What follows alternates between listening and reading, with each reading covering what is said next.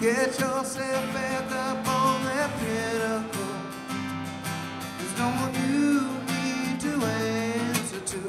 Some of my favorite songs, and I base my favorite songs on certain social, economical, and political things, you know. I mean, there's songs that I just jive with, that I like to have fun with, like This Must Be the Place by the Talking Heads. I think it's a great tune to dance to and have a good time to. The words mean a lot too. I think that Otis Redding's Respect, which was covered by Aretha, is a great, great, great song. I think about a black woman in the 1960s during the Civil Rights movement, you know, with a #1 hit single yelling respect. I mean, that might have had just as much to do with the changing of the tide that, you know, all these other people like Martin Luther and you know, Malcolm X had. I think all of James Brown's catalog is a great song because it sounds like pretty much the same. So I think he wrote the same song over and over and again, but great.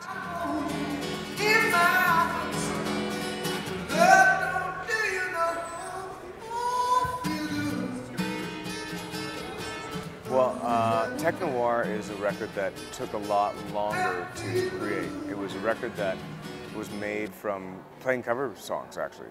And it was first started out as a project with my buddy Ben Spivak, who's now in the band Magic, Jeremy Elliott, who is our drummer, and myself. And we would go out and we'd play live covers. And we found out that Motown stuff really suited my voice well and it suited the audience well. And then our keyboard player, who joined later, was sitting at home producing a lot of R&B, funk jams, demos, and didn't have any lyrics or melodies. And called me and said, hey, do you want to just check some of the stuff out? And we thought it was great. So we started co-writing together. So it's a mixed bag of the live cover stuff and the production stuff that Dave, our keyboard player, was doing all together in one. And it took about 2 years to make. No man is an island, and I certainly am not.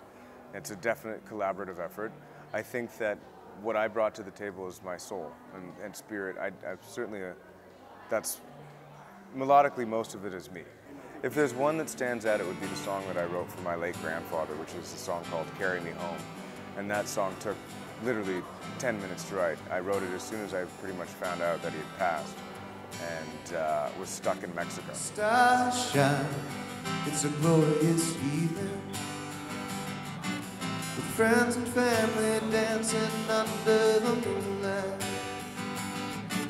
Believe me, I believe in you.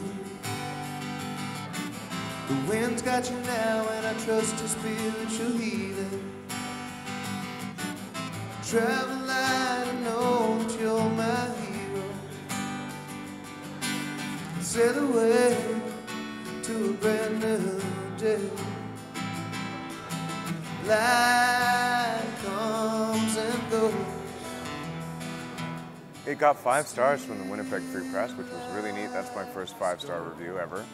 And people really seem to be taking to it. It's striking a chord with people, which is really nice. One